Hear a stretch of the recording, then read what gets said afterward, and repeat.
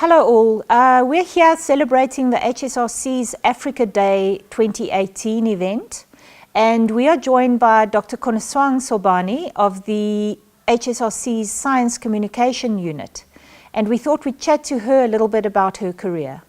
Konosoang, tell me very briefly about your career trajectory and how you ended up in science communication and also your research interests.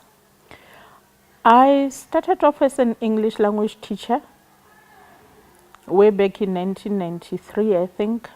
And then I moved on to do lecturing in linguistics. That is when I started developing interest in issues of language and communication. And my interest all throughout my career has been on the discourses of people, their narratives, and how those narratives reflect their identities, and they reflect different circumstances where people find themselves in.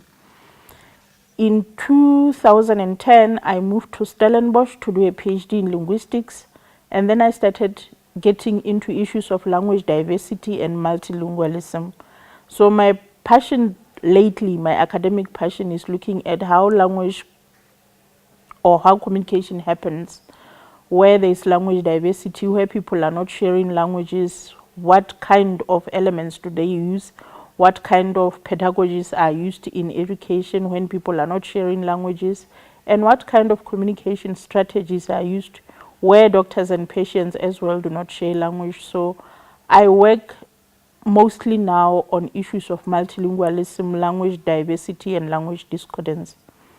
And then I moved to the HSRC, where I got introduced to science communication, because I had always had a concern about how much science gets produced in the institutions, universities, and everywhere else, and how little it is accessible to everyone else that is not a scientist.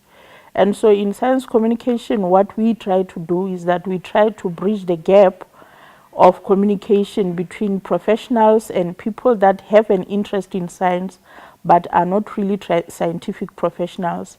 And my language training and interest plays a very big role there, because I advise on how to make scientific writing easier for people that are not scientists to consume it. I know you visited the very beautiful country of Argentina recently for work purposes, and I hear you were also able to participate in a tango evening. Tell us a little bit about that. Argentina was a very good experience for me. I went there under the auspices of my participation in a T20 task force for forced migration, where we write policy briefs for the G20 on forced migration with a team that I'm working with. And then the place was just amazing. I think the highlights of my travel to Argentina were the steak, because I like meat very much.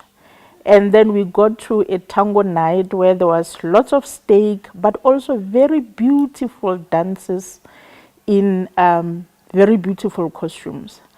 And we were invited to the stage, those of us who are brave, to actually show what steps we can master. And I actually made it very well. I won some cup. I still have a coffee mug that I won on tango, but don't ask me to do it again. And so there you have it.